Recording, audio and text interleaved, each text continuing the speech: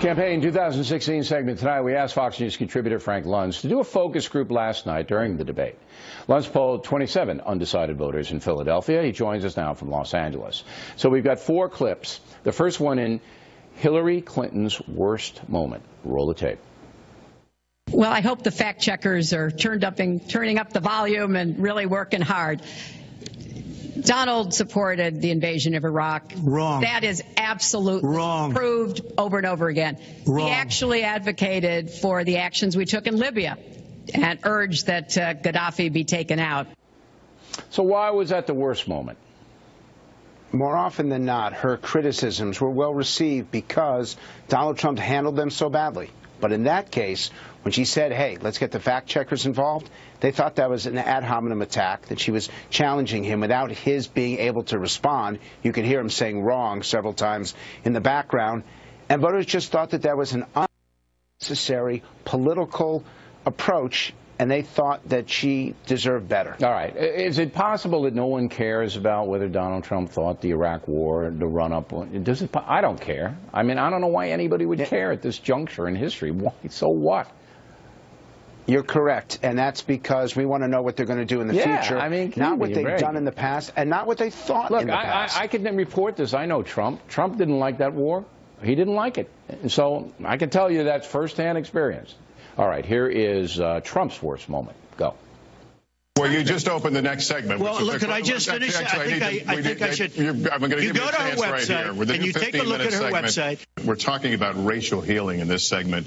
What do you say to Americans? Well, it was very, I say nothing. I say nothing because I was able to get him to produce it. He should have produced it a long time before. You had supported the war in Iraq before the invasion.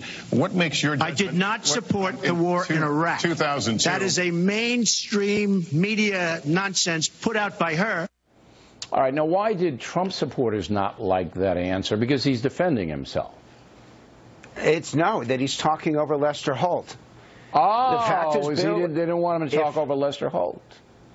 You don't. This is the cardinal rule of debates. There are 2 rules. Number 1, do not trip when you arrive. And number 2, do not talk over the moderator. Wow. And Trump did it 3 times, and every time he did it, you could hear exasperation among the participants because they just found Trump rude.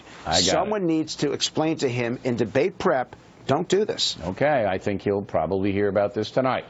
Now, here is Hillary Clinton's best moment. Roll.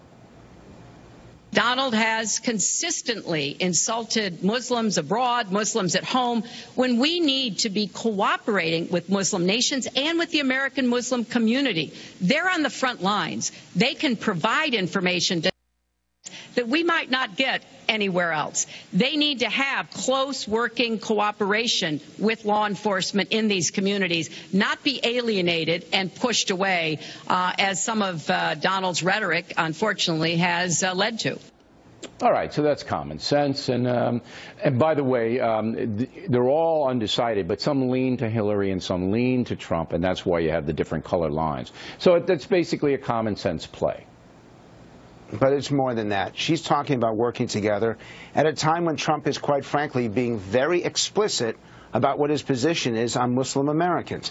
And I want to point out, Bill, we've added that yellow line, that truly hardcore undecided, so that viewers can see what those slightly Trump, slightly Clinton, and undecided feel. That was the one moment when all 3 lines were over a 70. That's why that was the highest moment of the debate for her. All right. And for Donald Trump, here's the highest moment. Go.